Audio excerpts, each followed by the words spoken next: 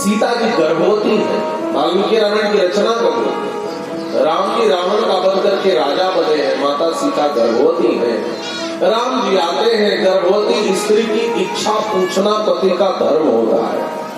पूछा राम जी ने, तुम्हारी तो इच्छा हो तो बताओ। माँ जानकी ने कहा, हे आर्यपुत्र, मेरी तो एक ही इच्छा है कि मैं इस अवस्था में जाकर किसी संत ऋषि महात्मा के आश्रम पर रहती तो मेरे बालक पर अच्छे प्रभाव पड़ते। एक बात कहूं, बालक जब गर्भ में आ जाते हैं तो उनकी माँ जिस जिस प्रकार के चीजों को ग्रहण करती है, बालक के निर्माण में उनकी भूमिका होती है। इसीलिए जब स्त्रियां गर्भवती हो तो उनको भयानक चित्र नहीं देखना चाहिए, है ना। इसीलिए लोग नहीं लगाते कमरे में कोई भयानक फोटो हो, चित्र हो। और कभी अपकर्ण में कभी उल्टी पलटी चीज देखे तो बालक पर प्रभाव पड़ता है। गर्भ से ही बालक सीखता है। हाँ, एक विदेशी ने कहा कि हमारे यहाँ तो 4 साल के बच्चे, 3 साल के बच्चे स्कूल जाते हैं। अब तो भारत में भी प्ले स्कूल आदि चलने लगे, छोटे छोटे बच्चे स्कूल जाते हैं। तो भारत के संत ने कहा, तुम्हारे यहाँ 3 साल 4 साल तो लगते हैं, हमारे भारत में तो बच्चा जब गर्भ में आता है वहीं से पढ़ाई शुरू हो जाती है। अभिमन्यु ने चक्रव्यूह भेदन की कला कहाँ सीखी? बोली, माँ के गर्भ में सीखी। अष्टावक्र ऋषि का नाम आपने सुना होगा। ऋषि कहोर के पुत्र के संभव। पिताजी वेद मंत्र पढ़ रहे थे, बेटे ने गर्भ से ही कहा, पिताजी अशुद्ध बोल रहे हो। बाप ने कहा, तो भीतर है तो इतना टेढ़ा है, बाहर आके क्या करेगा? जा 8 जगह से टेढ़ा हो जाए। बालक पैदा हुआ तो 8 जगह से टेढ़ा था, नाम पड़ा अष्टावक्र। महाभारत में बड़ी प्यारी कथा आती है। राजा जनक के दरबार में विद्वत सभा लगी थी, शास्त्रार्थ का आयोजन था। पहुंच रहे अष्टावक्र जी शास्त्रार्थ करने, इतने बड़े विद्वान। महाराज द्वारपाल हंसने लगे, तू शास्त्रार्थ करेगा 8 जगह का टेढ़ा, भीतर नहीं घुसने दे रहे थे। उन्होंने कहा कि अपने राजा को बुलाओ, मैं उनसे बस एक प्रश्न पूछूंगा और भीतर नहीं आने देंगे तो लौट जाऊंगा। महाराज श्री जनक से निवेदन किया। अष्टावक्र जी ने जनक जी से पूछा, महाराज आपके यहाँ योग्यता की परीक्षा वाणी से होती है कि शरीर से? महाराज जनक ने कहा, भीतर आ गए। और जब भीतर गए तो सारे विद्वान 8 जगह से टेढ़े व्यक्ति को देखकर हंस पड़े। उन्होंने पूछा, किस पर हंस रहे हो? मोह हंसहु की कोहरही लिखा है कभी कवियों ने। मुझ पर हंस रहे हो, माने मुझ पर हंस रहे हो, कुम्हार पे हंस रहे हो, घड़े पे हंस रहे हो कि कुम्हार पे हंस रहे हो? उनका मतलब है मुझ पर हंस रहे हो कि मुझे बनाने वाले पर हंस रहे हो? जल्दी बताओ। यदि मुझ पर हंस रहे हो तो तुम विद्वान नहीं, मूर्ख हो, क्योंकि मैंने खुद को नहीं बनाया। ध्यान से सुनिए, मुझ पर हंस रहे हो तो विद्वानों तुम मूर्ख हो, क्योंकि मैंने स्वयं को नहीं बनाया है। और मुझे बनाने वाले पर हंस रहे हो तो महामूर्ख हो, क्योंकि मुझे ईश्वर ने बनाया है और ईश्वर पर हंसने के तुम काबिल नहीं हो सकते। बात समझ रहे? ऐसा विद्वान, इतना ज्ञान कहाँ हुआ? कामा के पेट में ही सब सीखा है। प्रहलाद जी से भागवत में पूछा बालकों ने, आपने प्रहलाद जी सब कितना कहां से पढ़ लिया? गुरुपुत्रों ने यही तो कहा, नमक प्रणीतम न पर प्रणीतम सुतोपदत्ते सतवेद सत्रो नैसर्ग की यम्मति रस्य राजन नियक्षमन्नु कदलासमाना। महाराज न मैंने पढ़ाया न किसी ने पढ़ाया, एक जाने कहां से सब पढ़ा पढ़ाया पैदा ही हुआ है।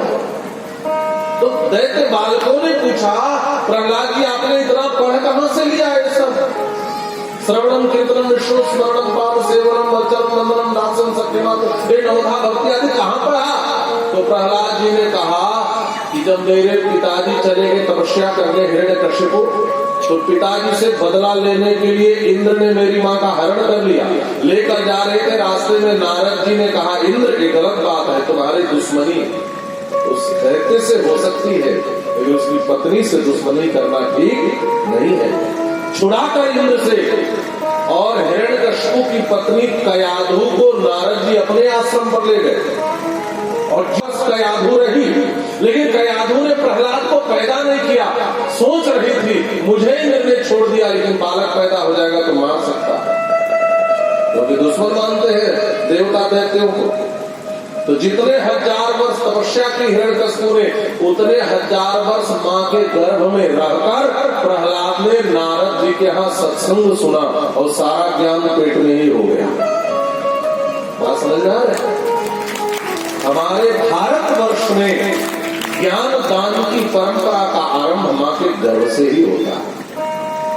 बच्चा गर्भ में आ जाए उसी समय माँ जो ग्रहण करती है बच्चा वह ग्रहण करने लगता है, इसीलिए उसी समय से सजग होना चाहिए। हमारे यहाँ तो गर्भाधान भी संस्कार है।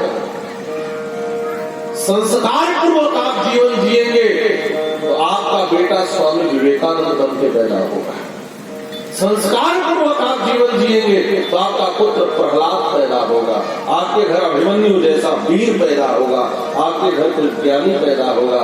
और असंस्कार पूर्वक आप जीवन जिएंगे तो आपके हिरण्याक्ष पैदा होगा। माँ दीदी ने क्या किया? सायंकाल के समय मना करने के बाद तो जब हम जीवन में धर्म को अपनाते हैं तभी ऐसा संतान पैदा कर सकते हैं जो धर्म और राष्ट्र के लिए कल्याणकारी हो।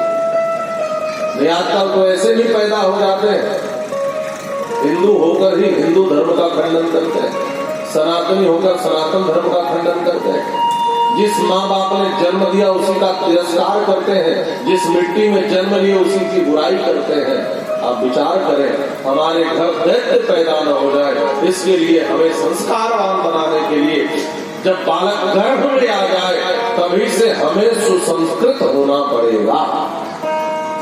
थोड़ी और गंभीरता से सुने, माता सीता ने इच्छा व्यक्त की। आज की लड़कियां क्या करते हैं? पिक्चर देखने जाएंगे, सिनेमा देखने जाएंगे, घर में हीरो हीरोइन का फोटो लोग लगाते हैं और बच्चा भी पैदा होकर सुसाइड कर लेता है जैसे वो कर रहे हैं। आप सुने होंगे बॉलीवुड की तमाम ऐसी घटनाएं जिसमें रेवा पार्टी चलती है, जिसमें वहां स्नैक करते हैं, नशा करते हैं और जीवन में कोई कठिनाई आए तो सुसाइड करके मर जाते हैं। ये हमारे भारत के आदर्श हो ही नहीं सकते। हमारे भारत के आदर्श श्री राम है, हमारे भारत के आदर्श श्री कृष्ण है। ध्यान से सुनेंगे, यदि श्रेष्ठ बालक पैदा करना हो तो माता सीता की तरह सोचना नहीं पड़ेगा। मैं चाहती हूँ कि मेरे बालक का जन्म किसी संत के आश्रम पर हो जाए, मैं गर्भावस्था में किसी संत के यहाँ रहूं, मेरी यह इच्छा है। ये माता सीता की इच्छा थी।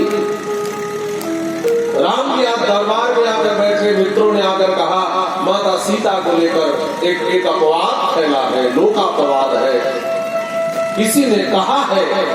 देखिए वाल्मीकि रामायण में किसी धोबी की बात नहीं आती, भी आप समझ रहे। चौराहे पर ऐसी चर्चा चल रही है कि रावण के यहाँ रहकर आई श्री सीता को राम जी ने कैसे रख लिया। राम जी ने जब इस चर्चा को सुना तो राम जी के यहाँ एक बड़ा प्रश्न था, क्या करना चाहिए। एक और राजधर्म था, एक और पति धर्म था। कुछ लोग जब इसका उत्तर नहीं ढूंढ पाते माता सीता के पुनर्वंगमन का, वो कह देते हैं कि हमसे ही प्रक्षिप्त है। और कुछ विक्षिप्तों ने वाल्मीकि रामायण के उत्तरकांड को प्रक्षिप्त कहना शुरू कर दिया है। धर्म सम्राट स्वामी दत्तात्रेय जी भी कहते थे मति दौर्बल्यम न तो मत दौर्बल्यम। यदि किसी शास्त्र की बातों का अर्थ समझ में न आए कि आपकी बुद्धि की दुर्बलता है, यह शास्त्र के मत की दुर्बलता नहीं है। राम जी ने विचार किया यदि मैं लोगों से कहूं मेरी सीता निर्मल है, पवित्र है, तो